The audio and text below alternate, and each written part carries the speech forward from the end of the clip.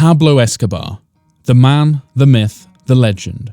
A man who controlled 80% of the cocaine sold in the United States, where he got the name the King of Cocaine, and making him Forbes' 7th richest man in the world. When Escobar was born in 1949 in Antioquia, Colombia, his mother was a schoolteacher and his father was a farmer. When he was still in school, he used to steal and sell tombstones or gravestones to smugglers. He was a car thief for a brief period of time and performed a kidnapping once. After dabbling in the small crime industry, Escobar got serious about it and entered the cocaine trade in the early 1970s. His children, Juan and Manuela Escobar, his wife, Maria Victoria Henao. Rumors that he had lots of mistresses put strain on their marriage. His crimes, however, were far beyond infidelity. As his wealth and power increases, involvement in all sorts of heinous crimes, murders and assassinations had been a common affair. On December 2nd, 1993, Escobar was killed in a police shootout. After his death, Escobar left a lot of things behind, such as his drug empire, his properties, and his family. Let us know what exactly happened to Pablo Escobar's family 20 years after his death. His wife, Maria Victoria Henao Vallejo, was born in 1961. When she was just 13 years old, she met Pablo Escobar and was then sure that she had found the love of her life. After 17 years of marriage, things got complicated. Drug trafficking, violence, and potential infidelity with various women, Maria still maintains her love, fondly recalling happy moments with Escobar during their trips and vacations. When she learned the true nature of her husband's work, though she was not interested in being a crime partner, she was still in love with Pablo, even on the fringes of the law. After Escobar's death, she easily gave up the incredibly lucrative lifestyle, opting for a peaceful life instead with her family. Later, Maria fled her home country with her 2 children. It was not easy for them though. They were refused asylum when they attempted to flee to Mozambique, Brazil, and Germany before finally being accepted in Argentina as a tourist. The name Maria Victoria Henao Vallejo was then changed to Maria Isabel Santos Calabero, after which she and her family lived in peace for a few years until 1999. The authorities found out the real identity of Maria Victoria as the wife of the famous Pablo Escobar. They were arrested on the grounds of money laundering in 2000, where she and her son Juan Pablo were imprisoned for many months. When she was arrested, she made a statement. "I am being imprisoned in Argentina for being Colombian because they want to judge the ghost of Pablo Escobar and because they want to make people believe that Argentina is fighting drug trafficking." And soon, because they could not link her to any illegal affairs, they were released and kept out of the spotlight for almost 20 years. She broke her silence by releasing the book Mrs. Escobar, My Life with Pablo. This shedded a light on the personalities of the couple. She is now living peacefully with her children and grandchildren in Buenos Aires, Argentina. His son, Juan Pablo Escobar, born in 1977, and just like his mother, changed his name to Sebastian Mariquin upon arrival in Argentina. He got his new name from a telephone book and adopted it as his. He narrated how he saw his father as a child. He remembers Pablo Escobar as a good father who loved him tenderly. He was with his father visiting poor villages in Colombia and helping them. Sebastian is now an architect, designer, lecturer, and author.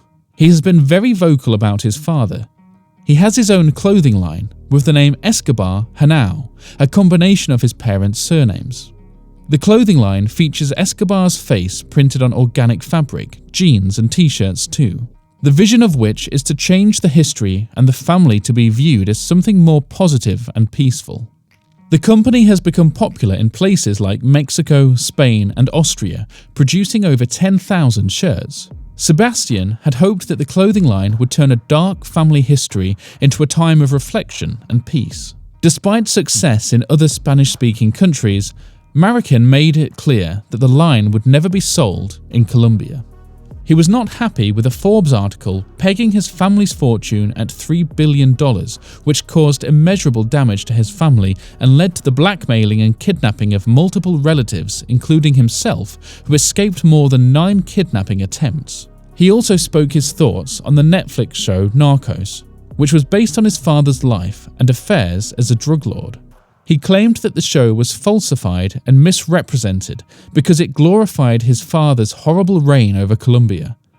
More than ever, Sebastian would want the public to know that despite the money, power and charity, his father was also responsible for the deaths of thousands of people and devastated the lives of millions of families, and that was something too bad to look up to.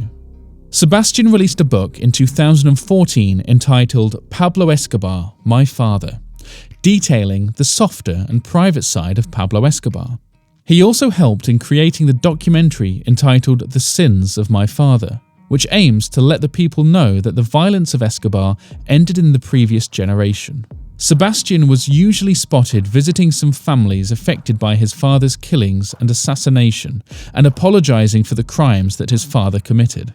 He also admitted that he has to wait for 14 years from the death of his father to say goodbye. As of now, returning to Colombia is not an option for him. Sebastian openly speaks about his father not to polish up his myths, but to pursue peace and reconciliation. His daughter, Manuela Escobar, was a daddy's girl when Pablo was still alive. He treated her like a true princess. There was a time when her father asked his men to attach a horn and wings to a white horse when Manuela requested for a unicorn. When he was imprisoned, he built a playhouse for his daughter so she could be near him. But just like every Escobar, she went through traumatic experiences, which made her a more vulnerable person. Manuela was born on May 25, 1984, the second of Pablo's 2 children. Pablo adored Manuela, and thanks to his incredible wealth, he was able to spend lavishly to provide for her.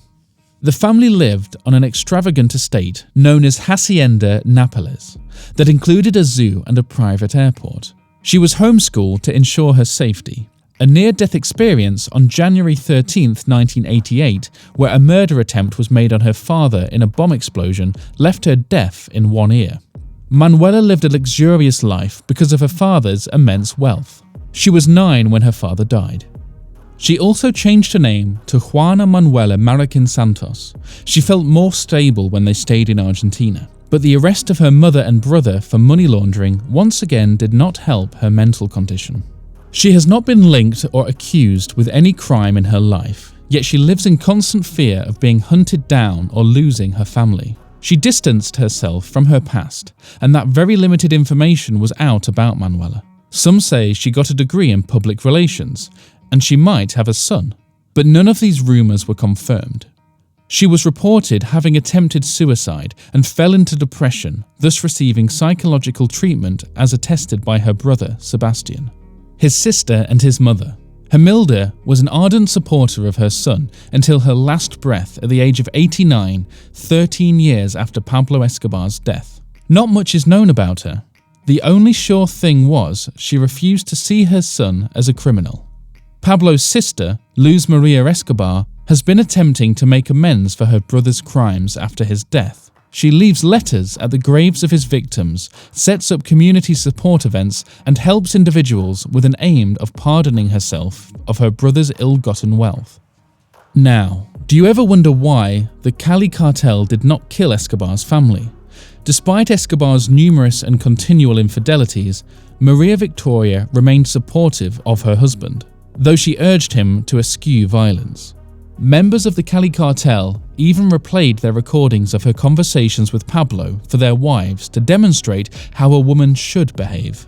This attitude proved to be the reason the cartel did not kill her and her children after Pablo's death, although the group received millions of dollars in reparations for Escobar's war against them. Maria Victoria even successfully negotiated for her son's life by personally guaranteeing he would not seek vengeance against the cartel or participate in the drug trade. Do you want to know if Pablo Escobar's family is still rich? Well then, yes, Pablo Escobar's family is still rich. They have managed to keep much of their wealth even after Escobar's death. While they have had to give up some of their assets, they are still doing well financially. What do you think about our video today? Let us know.